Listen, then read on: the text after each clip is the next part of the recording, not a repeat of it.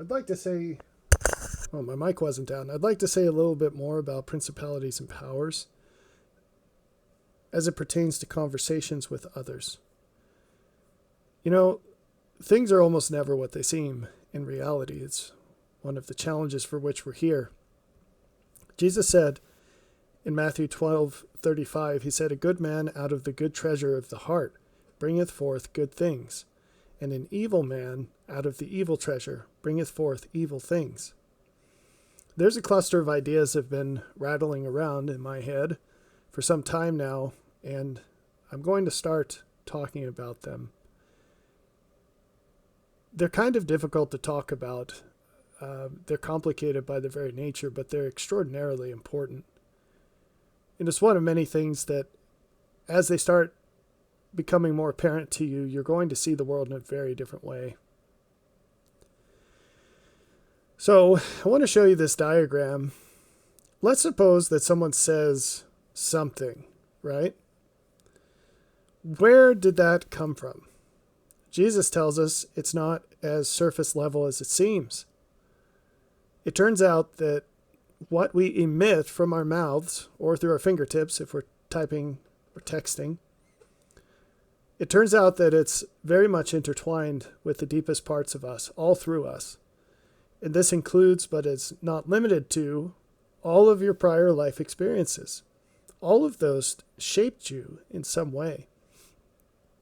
It touches on your beliefs, which is your model of cause and effect. It's how you understand the world to be. It certainly includes your values, which is your rank order of how important different things are. And then there's this basket of character qualities, which include but aren't limited to your humility, your knowledge, your wisdom, your charity, your justice, and there are many more attributes. And so what comes out of you filters through all of these things. And actually, it's possible to trace that back much more clearly than most people realize.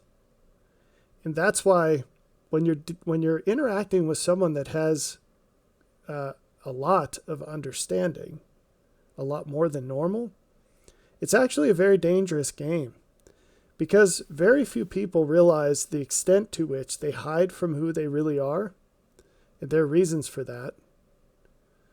But essentially, every time you turn away from what you have the ability to see, you lose something of your ability to see. And so it's as if most people are running through life with countless parachutes strapped to their back, which are past lies, in the broadest sense of the word, that they're completely unaware of. It's like, oh, what was this? Was it a cartoon? I saw something at some point with my kids where there was a guy, and I think he was covered in some kind of parasitic creatures that, this is going to sound like a horror movie, it wasn't, they were like mosquito kind of things.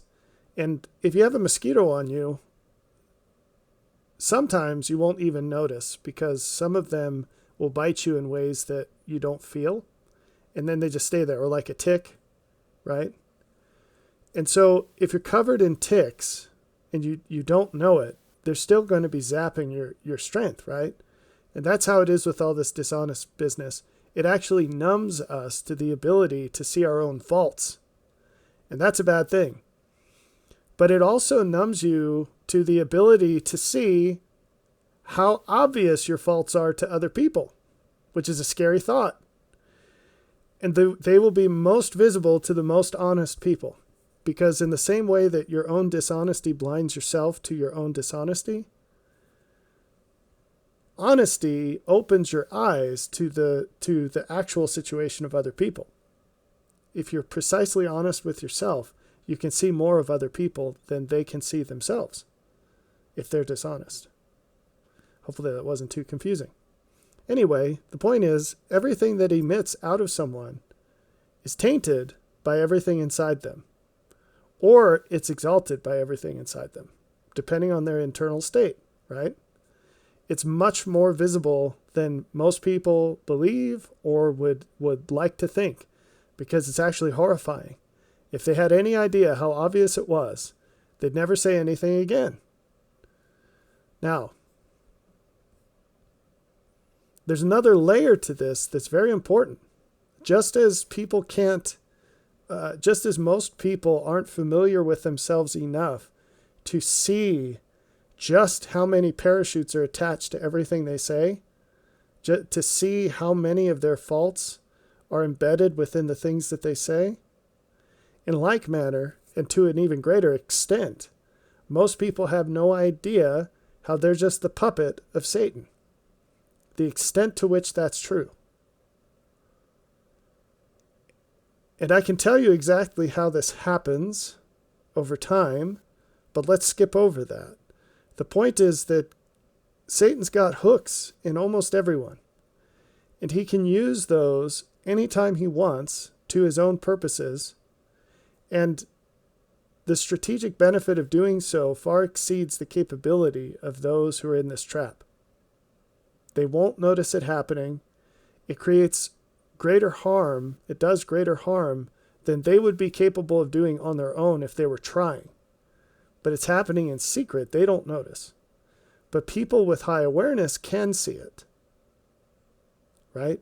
And so this is your answer to why Jesus was so quote unquote mean to so many people. Because if a psychopathic serial killer comes into kindergarten and you're the kindergarten teacher, you really don't care if that person understands that they're doing harm or not. You're going to take them out. Because if they're intending to hurt your kids, you're not going to allow that. And that's why Jesus called Peter Satan, and that's why he called the Pharisees all these terrible names to their faces, sometimes when invited for dinner.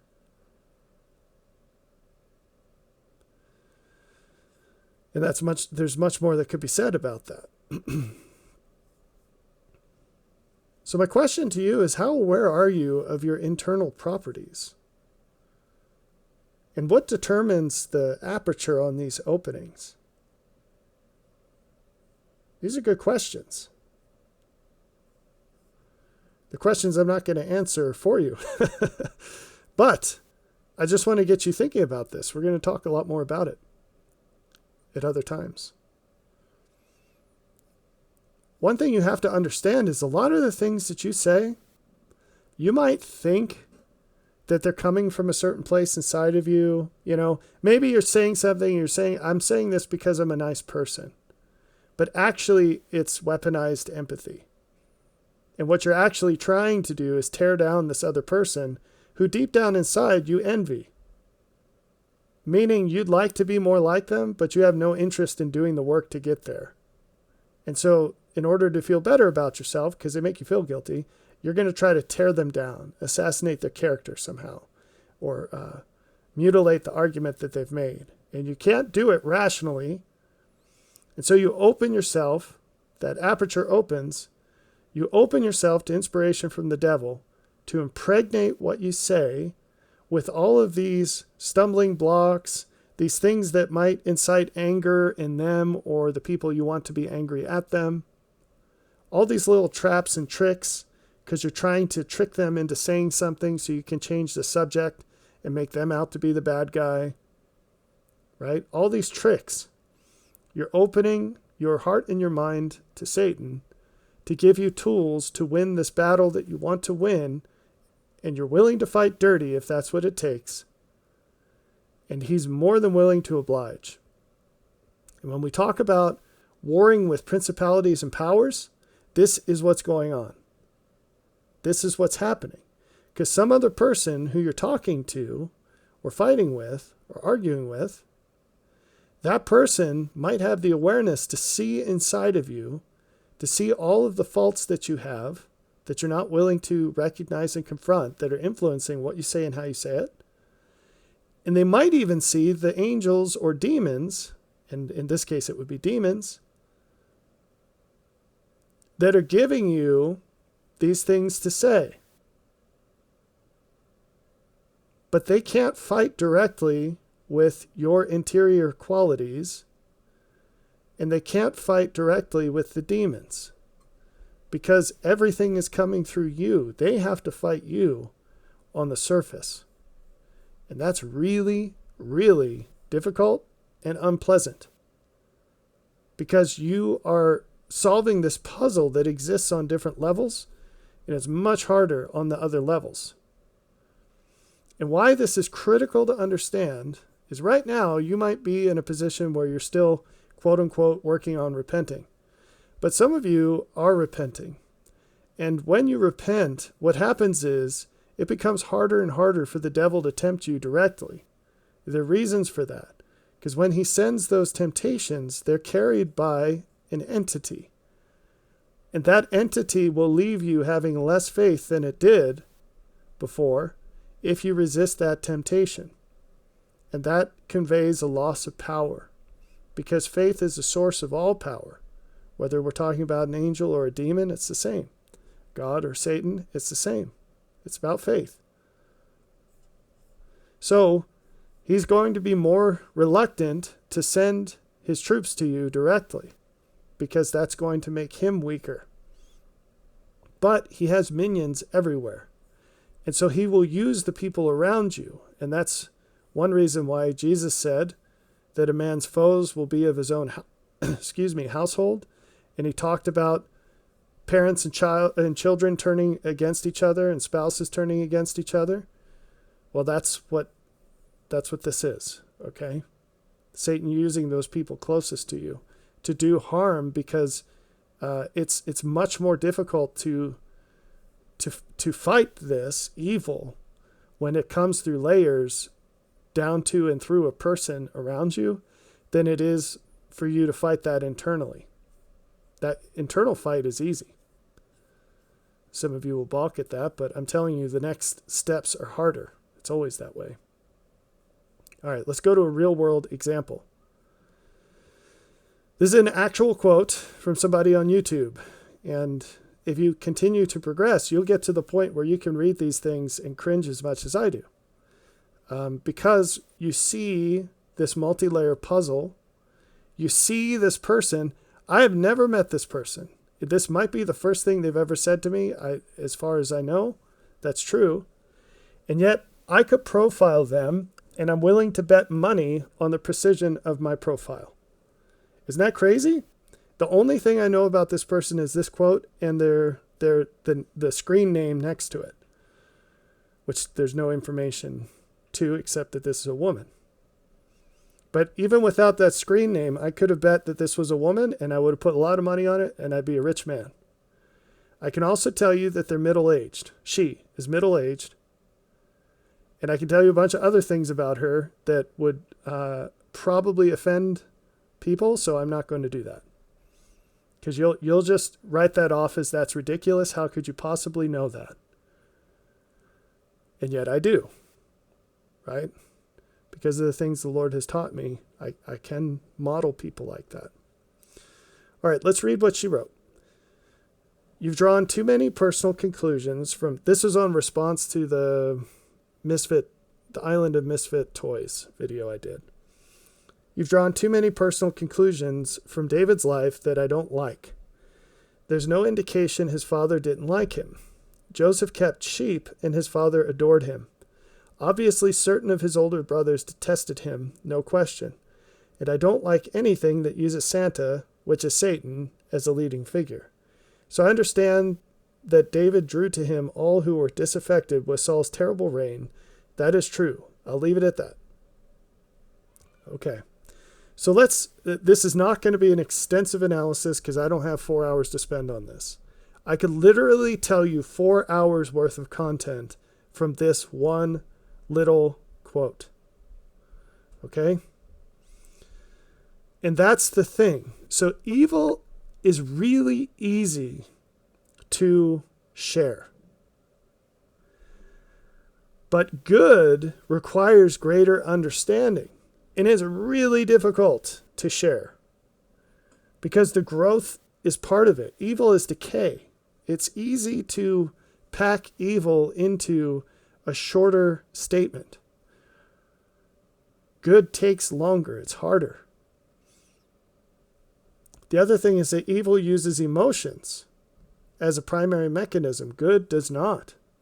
Good uses reason.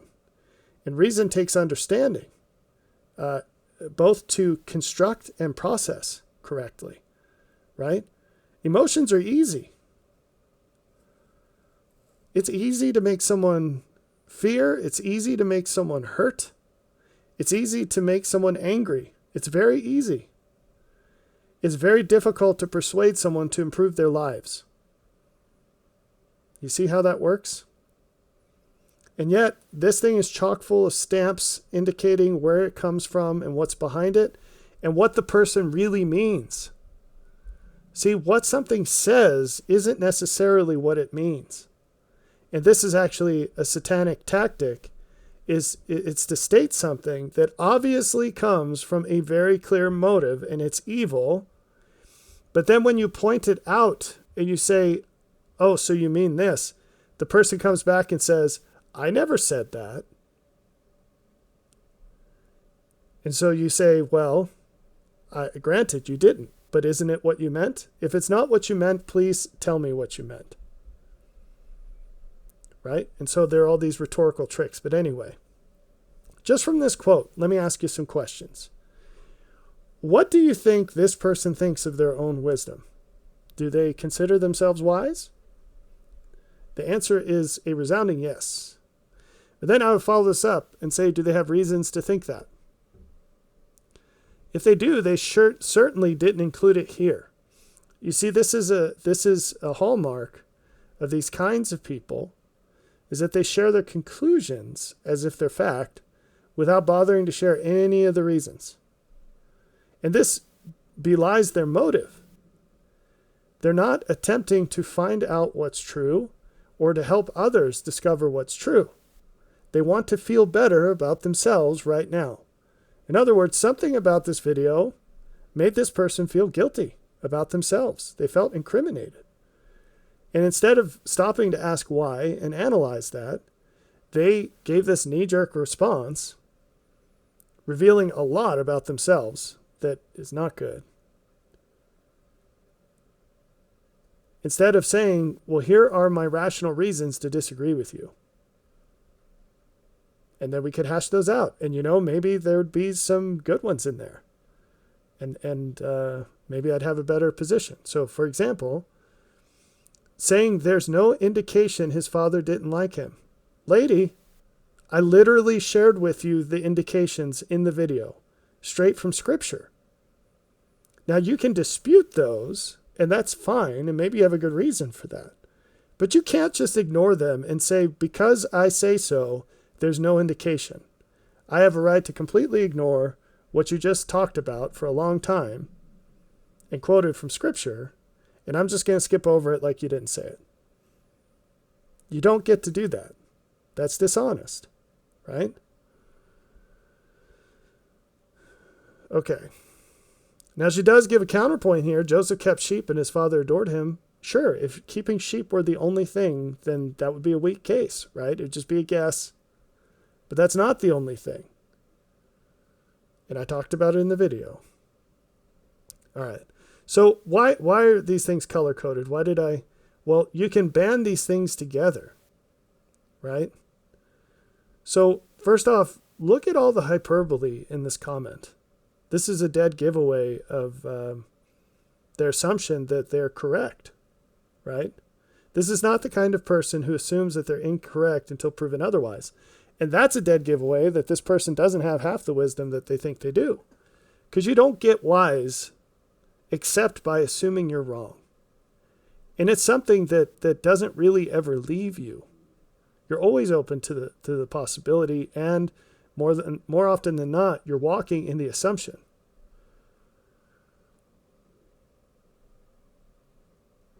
The other thing that's obvious from this person's response is that they're a very emotional person. This is not someone who ranks reason higher than feelings. As an example of this, she actually states twice that the basis of her idea of what's true is whether she likes it or not. Think about that. Think about how foolish you have to be to freely admit that, right? And to think that not just that it's okay, but to present that as something of substance. So, I mean, that's borderline mental illness. I don't know how else to say it, right? To think that what you like and don't like has any bearing on reality whatsoever, to the extent that presenting that to another person should change their opinion, which they have laid out using rational argument, right? I do want to point out, again, we could go on and on about this, but the subtlety, this is one of Satan's tricks, is subtlety. Solomon said that wisdom gives subtlety to the simple. But the wicked freely imbibe from Satan's subtlety. They don't know what they're doing. They're not intellectually capable of structuring these arguments. They just pass them along. And they don't realize how embedded the evil outcomes are in the things that they do. Like, let's check out this sentence. So I understand that David drew to him all that were disaffected with Saul's terrible reign. That is true. Okay? Do you see the subtlety embedded in this? Let me reveal it to you if you don't. So this is an admission, because it's just too obvious that David actually had people that followed him, okay, in exile. In multiple exiles, both before he was king and after. But she says, she dismisses this with this phrase, that those who followed him were disaffected with Saul's terrible reign. That's only 5 words.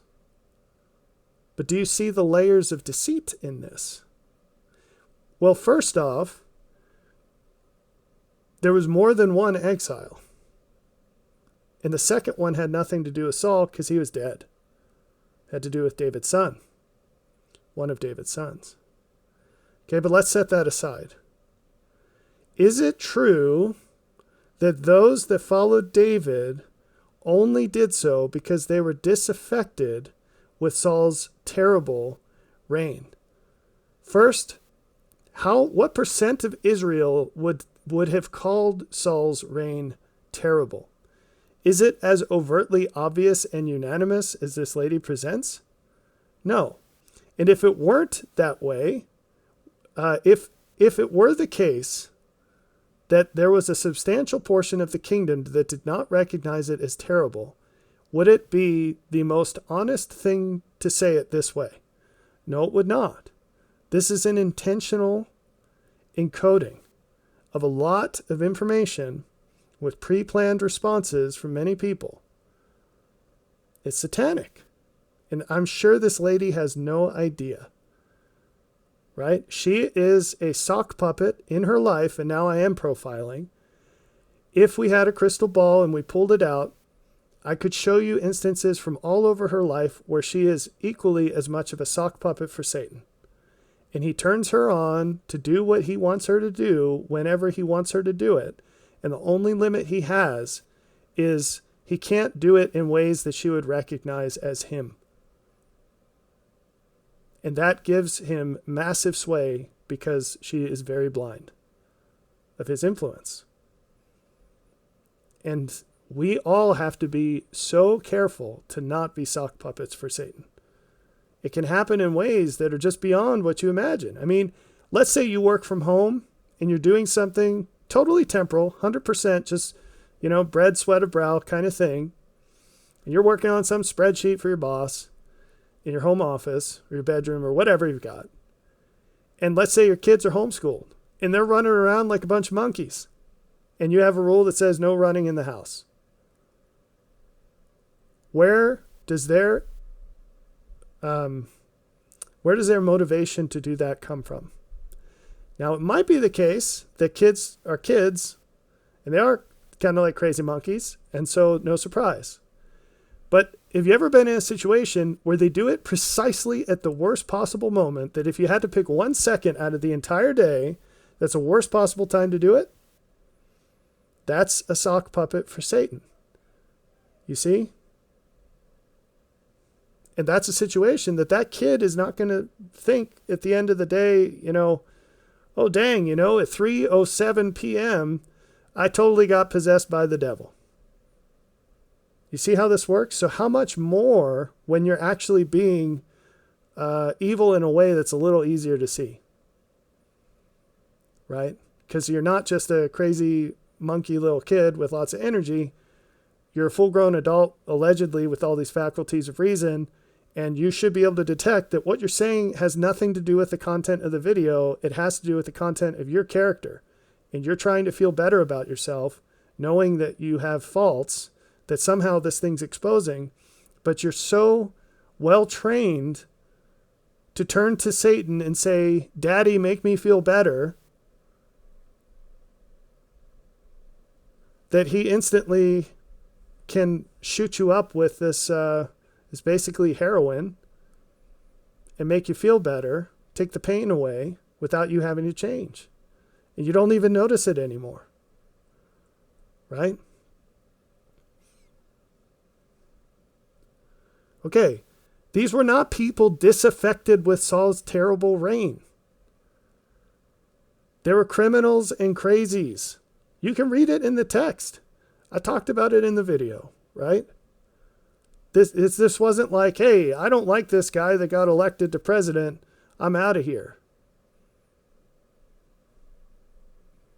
They were misfits. That's the point. That's literally the title of the video, right? Okay, so that's one sentence. I don't really want to spend more time dwelling on this, but, it's a real shame that in society today, because of an abundance of unmerited prosperity, which I guarantee you flows through this woman's life, and as it does for all of us, but I promise you there are specific things in her life that could be put under that umbrella. But we're all subject to this, and we all have the internet, and we think that just because we have a voice, that our voice is worth listening to. And so it's very frustrating, and there's really nothing that can be done. This is always a one-by-one mitigation of these voices that we have to deal with this.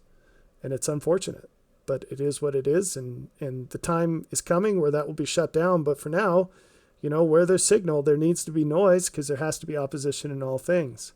And so for every valid argument, there are about 100 of these people out here making these non-valid non-arguments. And we just got to process it. So keep this in mind. A lot more will be said about it in times to come. We need to learn this system a lot better. This is just a simple schematic. It could be put better and more extensively, but this is just a picture to sort of get you dialed into it a little. So I hope that's helpful.